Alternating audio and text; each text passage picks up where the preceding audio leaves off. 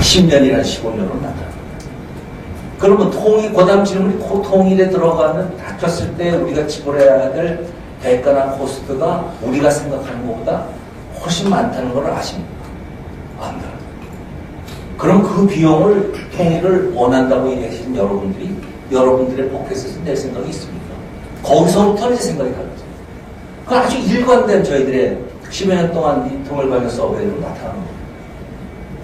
문제는 주변국, 한반도를 둘러싼 주변국들이 한반도의 분단 한국의 미래를 볼 때 한반도에서 전쟁이 일어나서 이 지역의 군사적인 균형을 깨면서 분단이 해소되는 것을 지지할 수 있는 나라는 하나도 없다고 생각합니다. 몇 가지 과제를 그래서 제가 뽑아봤습니다. 그러면은 기존의 대외관계 속에서 대표적인 몇 개를 두고 아까 말씀드린 미국, 동맹관계, 일본, 중국, 또 새로운 러시아, 또 우리의 새로운 중견국으로서의 우리가 펼칠 수 있는 새로운 외교의 지평이 뭐입니까? 이런 문제부터 해가지고 한번 해보겠습니다.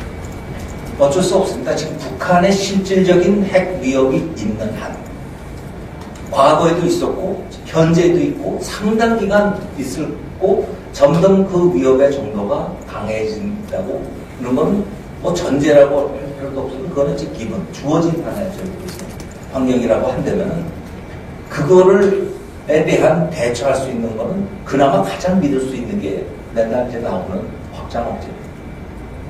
한미 동맹화에 있어서 미국의 전략 폭격기를 상주시키든지 순환 배치를 하든지 미국의 핵잠수함이 순환 이 지역을 순회하든지 순항을 하든지 여러 가지 미국의 결국 북한이 위협적으로 느끼는 그러한 디터런스 억제력을 믿을 수밖에 없다.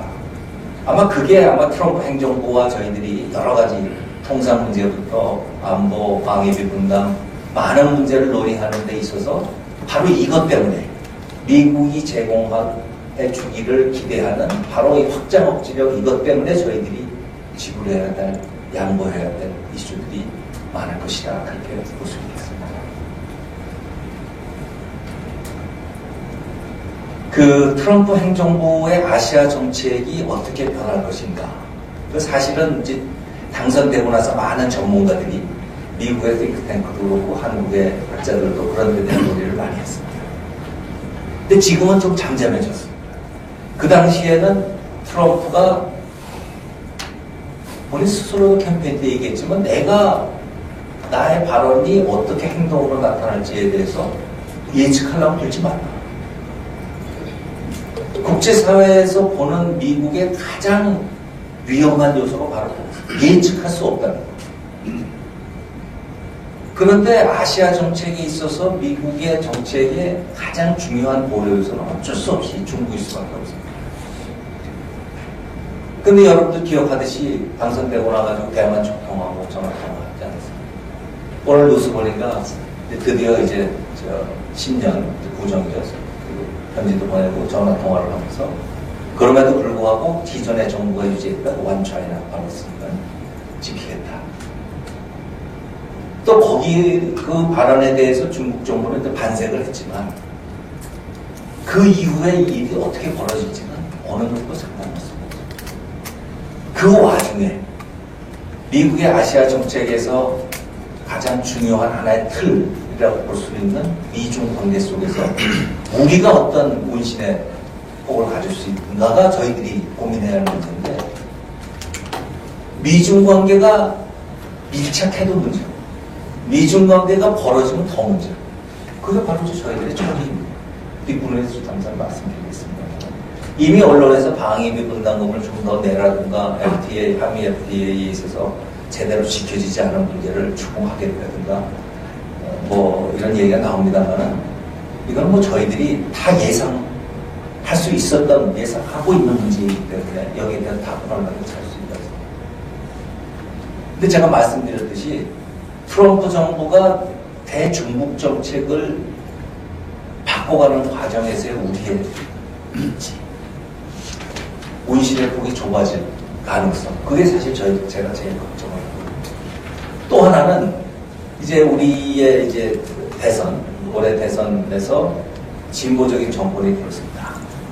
이게 사실 현 시점에서 미국이나 일본이 제일 걱정하고 있는 편의상황이라는 문제. 그럴 경우에 한미 동맹 관계를 현재와 같이 그대로 유지해 나가지는 않을 가능성이 높다라고 보는 게 어떤 워싱턴의 코리아 워처들의 또 일본의 코리아 워처들의 생각입니다. 근데 과연 그럴까? 안 그럴까? 사실 지켜봐야 되겠습니다만은 여러 가지 상황에 따라서 우리가 한미 관계 미국에 의존하는 그러한 미국이 일방적으로 의존하는 거에서 그건 좀 곤란하다. 미국, 중국 간에 중국의 중요성을 우리가 생각해야 되지 않느냐라는 쪽의 얘기가 얼마든지 나올 수 있다고 보고 이미 논의가 되고 있습니다. 또 그러한 문제는 한미 동맹의 조정 문제를 가장 영향을 미친 문제는 우리의 대북 정책, 남북 대북 정책을 변화를 시도하는 과정에서 그것이 한미 동맹 관계에 영향을 미칠 가능성, 그게 제일 높다고 합니다. 이게 조금 그 논란이 있는 문제입니다. 사드 배치하고 관련됩니다만은 그 중국이 사드를 이제 반대하는 여러 가지 이유가 있죠. 그리고 더 중국이 곤란하게 생각하는 게 이 MD 미사일 미국 주도의 미사일 디펜스 시스템에 한국이 편입돼요. 우리 국방부는 여전히 부인하고 있습니다. 우리 국방부는 사드 배치 논의 자체를 2년간 동안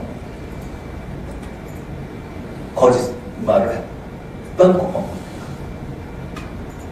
그런데 상식적으로 전술적으로 볼 때 사드 배치와 MD 시스템이 바로 연결되는 건 아니지만은 사드를 배치해놓고 미국의 MD 시스템에 미국과 일본이 펼치고 있는 이 지역의 미사일 방어 체제에 편입이 되지 않겠다고 얘기하는 것은 그건 앞뒤가 전술적으로 맞지 않습니다.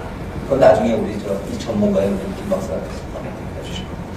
또 하나 문제는 우리의 자존심이라고 하고 있는 미국의 MD 시스템에 편입되지 않고 우리는 독자적인 방어 시스템을 만듭니다. 코리아 MD, KMD 하겠다. 또 북한을 그거는 디펜스 시스템. 북한을 공세적으로 타격할 수 있는 킬체인을 우리가 지금 박차를 가하고 있다. 라고 얘기를 하고 있습니다. 물론 자주 국방해야 됩니다. 하지만 문제는 우리의 코리아 MD 미사일 디펜스나 킬체인이라는 이 시스템이 미국이 펼치고 있는 배치해놓은 미국의 MD 시스템하고 작전 능력에 있어서 100% 호환성이 없다는 데 있습니다. 그건 이제 나중에 좀 더 기술적인 문제입니다. 그런 문제에 있어서 당국은 알고 있습니다. 당국도 고민을 하고 있습니다만 있을 거고. 또 하나 이제 이러한 이제 안보 문제에 있어서 우리가 논의는 학문적인 차원에서 논의만 했습니다만은 이 동북아 지역의 평화와 안보를 포괄적으로 논의할 수 있는 다자간 안보 체제, 유럽에서의 OSCE 같은 과거에 그러한 거를 우리가 주도할 역량은 없더라도 꾸준히 그 필요성을 강조해야 된다. 그러한 동북아 지역의 다자간 안보 구도 속에서 북한이 어떤 군사적인 위협에서 풀려나갈 수 있는 그런 여지를 만들어주는 것이 궁극적으로 우리의 북한의 위협부터 우리가 좀 자유스러워지는 그런 분야라는 얘기입니다.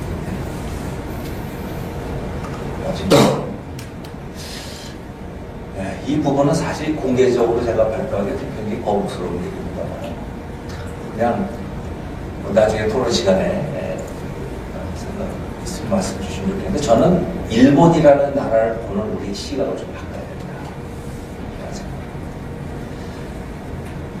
일본이 과거사 문제, 영토 문제 하나는 한마디로 말해서 우리 국민들이 우리 국민들을 불편하게 만들 짓은 다 하고 있는 거야. 그리고 우리가 제일 못마땅해 생각하는 거는 역대 일본의 지도자들이 위안부 문제다, 과거사 문제에 대해서 많은 반성의 발언을 하고 했음에도 불구하고 간혹 터져 나오는 그러한 소위 우리 언론 지원하는 망언들 그게 계속되고 있는 여러 가지 이슈가 있는데 과연 언제까지 저희들이 그렇게 한 일